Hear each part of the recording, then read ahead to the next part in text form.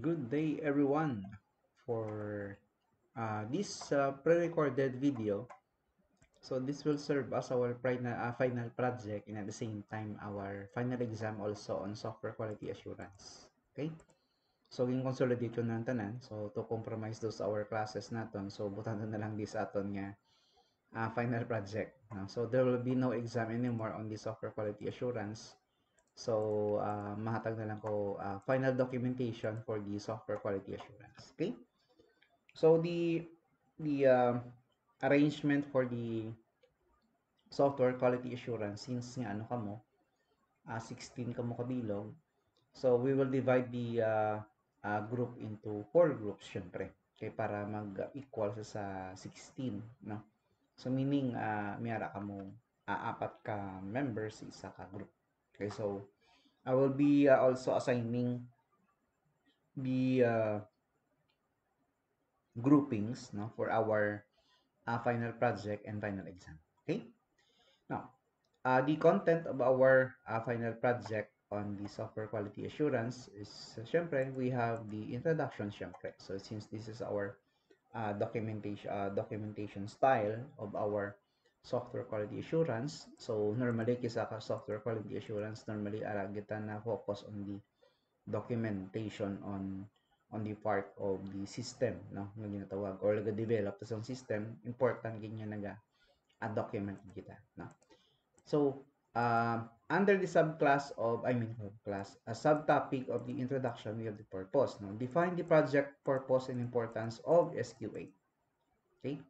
Kung ano naman karon ng inyong mga topic karon nga mapilian or area, so you define the project purpose and importance of the SQA. Okay? Anong importance ng SQA, no, sa inyong project ninyo nga i-create or topic ninyo nga mapilian nyo karon for this project. Okay? Objectives and scope of the project. No, syempre hindi man tanan dapat isaklam mo nyo gid. So butang na kamo scope sa ninyo nga project. Kung makikita ni kung may manapilian na kamo, no, based on the SQA natin ni evaluate. Second, on the introduction, you have project overview, brief description of the software under assessment. Then, sino mga stakeholder involved, no? Tester, project manager, end user, etc. Okay? Kung sino pag-idean sa etc. Ti kumiyara kung may makita, so you can put it there on the stakeholders nga involved. Okay? Then we have quality objectives, establish measurable quality goals, no? Such as error rate, performance standards. Okay? Then for the chapter 2, we have project planning, SQA plan, description of SQA processes to be implemented. Okay, kung mayara ka mo di guys nga daw ala block diagram, no? So you can do that. Then metrics of the measure quality. Okay, kung may mabutang ka mo di guys nga mga ano no, nga mga instrumentation tools, no, to gauge the matrix of the plan or pacing niya, kung di na kamo nga part, nga ring nga part is 90% okay na, then in nga part you're starting with 20% of the process of the of the success, no. So you put it there on the SQA plan. Okay? Kung pwede niya maisa-isa, you can use the the SQA niya mga previous naton nga mga discussion. So may I think dum na naman dito araman sa inyo mga handouts. So may dito nga mga SQA nga pwede ninyo makuhaan. Okay? Again, madepende sa SQA plan ninyo, syempre sa inyo nga scope.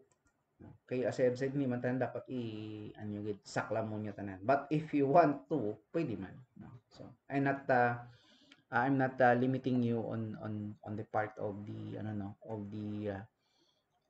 putting it on the document, no? So kung makaya, then go. Kung hindi, you choose one depending on the on the scope, no, of the topic that you are going to choose later on. Okay? Then we have rules and responsibilities. Define rules, no, of QA engineer, no, quality assurance engineer, developers, project lead. Okay, so those are the defining the rules. Kung sino gimandang inyo nga mga nga ibutang da nga mga key persons para mayara sila rule. So syempre mayara ka mo tabi sa animation, tabi mayara bi graphics designer, no. graphics engineer, sound engineer, and so on. So, kamo na lang bala butang ko ano nga mga rules and responsibility. Anyway, naka-indicate naman tanan actually. All you need to do is just search for something, but don't forget to put the the references kung di nyo siya nakuha. Then we have tools and resources, sang QA tools, no? Pwede ka makagamit Selenium, Jira, then TestRail. Okay? So do makita di guys ang do ano mo do kung ano naka-percent ang natapos sang isa ka team. Butang tabi sa mga QA engineer kung mayara ka butang tabi na butang ka mo 5 kabilog or 3 kabilog or 2 kabilog ng QA engineer.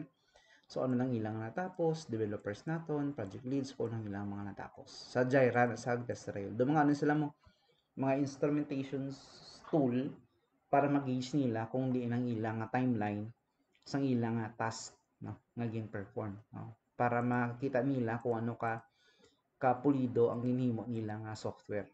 No? Nga makambal sila nga quality nga software ang ilang maproduce. Okay? Then we have software and hardware and software requirements. So, syempre, you know it already what is hardware and what is the software all about. Okay?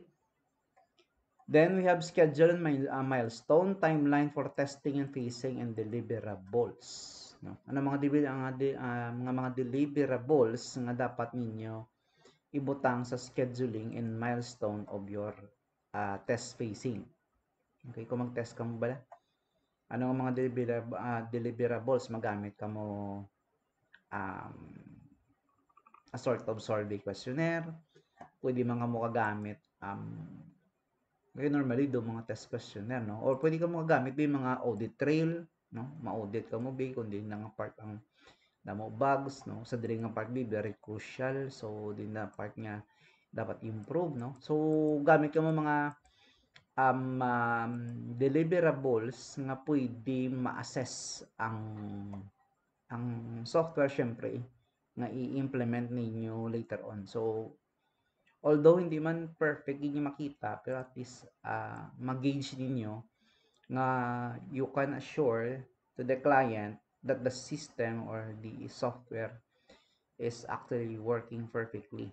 Medyo mayara bing nga mga drawbacks on the process, pero maano siya no, maintainable. Hindi aki sila nga drawback nga kung di lang may gubat dito ka lang mo palibog no. So that's the deliverables all about. Okay? Chapter 4 test strategy and design. Okay, test level, unit testing, integration, do software engineering no. Test levels, unit testing, integration testing, system testing, and acceptance testing. And I think you're familiar with this, no? Dito nagawa ni sa aton nga pre-final exam, no? Test type, we have functional, non-functional, performance, security, usability, etc. An example ano yan, but if you can include it also, since nga do related man siya, performance, security, usability. But if you want to add another, you can do that. Okay? Next, test case, no? Development of detailed test case and scenario. Okay, mo sila nga test case damo nga mga certain of test ko kapila ka mo mag-test nga mambal ka mo nga yang inyong development or ang inyong software is actually functioning well. So that is test case ng scenario. Then mapping test case to requirement. Okay? So more on ano ni siya guys, no? More on the audit, no? And testing and procedure nga ginatawag, no? Sa software engineering ata miyari na kamo ni nga mga idea on how to do this since mga fourth year naman kamo. So you have an idea. So you just guide lang kung sino do ang ma-assign sa inyo nga nga mga lower years no. Kay miyara di nga may naka-impon sa inyo nga reg. So you just guide them on how to, no? Then fifth, implementation, no? Test environment setup, configure test environment, staging, production, etc. Okay? Magsiling ka nga environment, ang iyan na gid nga kung sa diin sa no? Din sa matupa. No, sa server sa bala, more on sa server, cloud, remote server, distributed databases. So that is i-plot or i-integrate, i-set up, no? on the document format. And lastly, we have test execution. Execute, plan, test, and the log result. Kung gadlagan siya, kung may ara failure or may ara error. So that's the test execution. Okay. So mapili nyo karon nga nga topic. Okay? Yan. So those are the 5 different outline of our software quality assurance for the final project. Okay? Now, the moment that we were waiting for. So project for quality software quality assurance. Now, first we have web applications. So pili lang kamo kung ano mga web applications no actually damo man. Kung nagpili ka mo di web application, be specific sa web application para at least mabutang nyo sa scope. No? Kasi sabi din ninyo matanan makover tanan. Kay kada web application na yung lain man nature. No? That's web application. You just state kung anong web application, then kung anong yung scope. Okay? Because each of the web application has a different scope. No? Online banking system. I think you know already what is online banking. Mobile app, mobile application, e-commerce platform, actually there are lots of them, content management system, learning management system, and I think you're all familiar with this. Repository DevOps, no? Damo mo sila, no? I think doon pinaka common si si GitHub, no? GitHub. May ibang nga daw may repository ng DevOps. So you just lang kung anong gusto ninyo. Then we have business intelligence or BI, no? Nga nagagamit sang data visualizations with regards to the data that comes in and that are cleaned already. So that's the project on the software quality assurance. I think one of the example of the BI is the Power BI. Oh yes, no, the Power BI, no? Ginatawag yan ni Microsoft. Then meron man Tableau, no? Meron gaya nga purely lang gaya R programming, no? Meron man iya man ka Python. So depende sa gamiton ninyo later on. Okay? You select only one of them. Kag actually damo man sila. Mag web application damo gid, no? Sa online banking at least damo man sila, mobile application and so on. So you just only choose one topic, but on one topic you need to select specific, no? On that particular topic, but the web application. So anong web application? Mga GoDaddy. Ang online banking naman ang mo na CBPI, BDO, and something. Do halos na naka-online banking naman tanan. So, sa mobile app, actually, damo man. Mayara pang games, mayara entertainment, mayara games, entertainment, sports, tanan. No? Damo mobile app. Actually, damo ganun sa mobile app. There are tons of them. No? Then we have e-commerce platform, no? Damo mga WooCommerce, no? Actually, damo sila. No? Then we have content management system, damo man ni. And learning management system, nagadamo na silang gadamo. No? So, those are the project that you are going to be performing. Okay? Ayan. So, din nyo sa ibutang. Din nyo sa guys ibutang sa may, wait lang. Ang mechanics. Project mechanics tab. So, you put your project or your final project on the document format. Okay? Paper size 8.5 by 11, short band paper. Okay? Font size is 12. Ang tanan niya mga topic dapat naka-bold kag ang subtopic. When I say bold format ang topic kag ang subtopic, ano siya, no? So, ari yung naka-bold niyo na syempre man naka-bold. Tapos sa mga content niya, ito mo na ning inyong mga purpose, subtopic mo nimo. Subtopic mo isang isa ka subtopic. Tapos ang content sinisang din ibutang inyo, tiyan mo nang inyong okay? That's the kabalo naman kamo mag-document, kay anyway fourth year naman kamo. Ay dito. Okay. Now, font family ta. So isa lang gamiton ta nga format sa aton nga font family will be Times New Roman. Paragraph ta guys is 1.5 spacing. Project should be printed, then place it on a short plastic sliding folder. Okay, kaya siyempre short ang aton gamiton niya. Ban short man ang aton nga plastic sliding folder. Deadline to be announced lang sa aton nga official GC ta lang. Okay? So that's the all of our final project and your final exam on software quality assurance. Okay? If you have any clarifications or questions with regards to the the outline and the topic, so you can message me privately. Okay?